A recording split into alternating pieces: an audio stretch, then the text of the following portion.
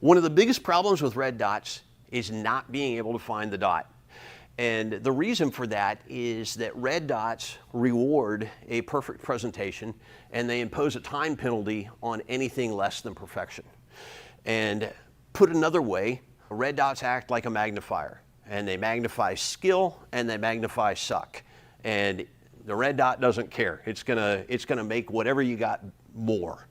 So this is a fairly common thought from people who don't have a problem switching to red dots. Robert said, "I seriously don't understand how people have a hard time transitioning to a dot. If you can present iron sights, you can present a dot. It's the exact same muscle memory." And the question, is it? And for some people it is, and that's how you make a one-shot switch to red dots. For most people it's not, and that's why it's a struggle. So there's a few things that we want to do to be able to switch very quickly. One is that we want to mount the dot low enough that we can use the exact same presentation that we use with irons. For anyone who your department says that you have to use MOS, that's a challenge unless you're using a SCS optic that mounts directly to MOS because you're adding that plate in.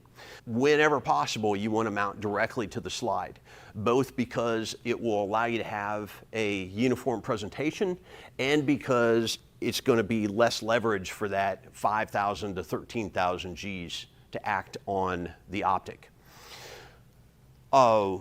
When we do that, if we use the exact same presentation, what we're probably going to see is the dot not showing up in the middle of the optic or the middle of the window. It's going to show up on the bottom edge of the optic or maybe the bottom third.